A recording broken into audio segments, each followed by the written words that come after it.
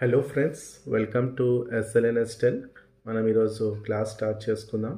ఈరోజు మన క్లాస్లో మన ఛానల్లో dynamics of machinery subject select చేసుకొని దాంట్లో గైరోస్కోపిక్ కపుల్ నేర్చుకుందాం. ఇప్పుడు క్లాస్ స్టార్ట్ చేసుకుందాం. మీరు ఇంకా మన ఛానల్ సబ్స్క్రైబ్ చేసుకోకపోతే వెంటనే సబ్స్క్రైబ్ చేసుకోండి, లైక్ చేయండి, షేర్ చేయండి. ఇప్పుడు క్లాస్ స్టార్ట్ చేసుకుందాం. డైనమిక్స్ ఆఫ్ మెషినరీ మన ఇంజిన్స్కి సంబంధించి ఇంజిన్స్కి ఒక ఫోర్సెస్ మనం ఎలా క్యాలిక్యులేట్ చేసుకుంటాం, టార్క్ ఎలా క్యాలిక్యులేట్ చేసుకుంటాం, ఇవన్నీ మన డైనమిక్స్ ఆఫ్ మెషినరీలో మనం నేర్చుకుంటాం. సో దానికి ఫస్ట్ గైరోస్కోపిక్ కపుల్ అనేది నేర్చుకోవాలి. సో ఈ గైరోస్కోప్ ఎలా పనిచేస్తుంది, వర్కింగ్ ప్రిన్సిపల్ ఏంటిది, డిగ్రీస్ ఆఫ్ ఫ్రీడమ్ ఎన్ని ఉంటాయి, ఇవన్నీ కూడా మనము తెలుసుకోవాలి. సో ఇప్పుడు మనము క్లాస్ స్టార్ట్ చేసుకుందాం. సో ఫస్ట్ తెలుసుకోవాల్సింది ఏంటిదంటే గైరోస్కోపిక్ కపుల్. ఈ గైరోస్కోప్ ఎక్కడ వాడతాం, గైరోస్కోప్ వల్ల మనము ఎలా సబ్జెక్ట్ నేర్చుకుంటాము అనేది కూడా మనము తెలుసుకోవాలి.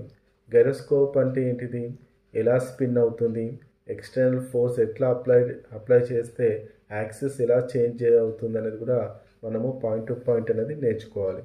సో ఇక్కడ నీట్గా రాశాను, మీకు ఈజీగా ఉంటుంది, అర్థమవుతుంది. The axis of precision is perpendicular to the plane in which the axis of spin is going to rotate. Okay, so axis of precision is perpendicular to the plane in which the axis of spin is going to rotate.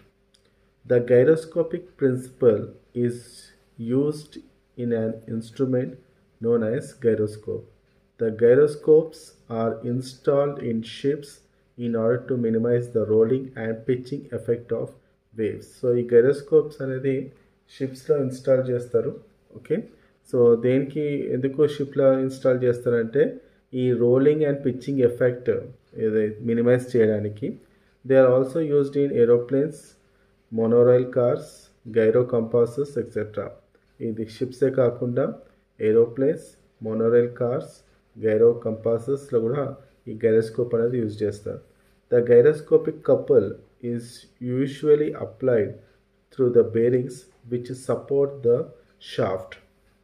Okay, so ఇక్కడ మనకి ఏమర్థం అవుతుందంటే gyroscopic couple బేరింగ్స్లో కూడా మనము use చేస్తారు ఈ షాఫ్ట్కి support చేయడానికి. The bearings will resist equal and opposite couple. Okay, so అది బేరింగ్స్ అనేది ఈక్వల్ అండ్ ఆపోజిట్ కపుల్ అంటే it resists equal and opposite couple. ఇది చిన్న డెఫినేషన్ ఈ మన గైరోస్కోప్ గురించి. మన డైనమిక్స్ ఆఫ్ మెషినరీలా తెలుసుకోవాల్సింది ఏంటిదంటే గైరోస్కోప్. సో ఫస్ట్ మనకి ఒక ఇన్స్ట్రుమెంట్ గురించి తెలిస్తే, ఒక ప్రిన్సిపల్ అది ఎలా పనిచేస్తుంది అని తెలిస్తే ఈజీగా మనము మన ఓన్ వర్డ్స్ ఇట్లనే రాయాలని ఏం లేదు, మనం ఓన్ వర్డ్స్లో మనం కూడా ఆన్సర్ అనేది రాయవచ్చు.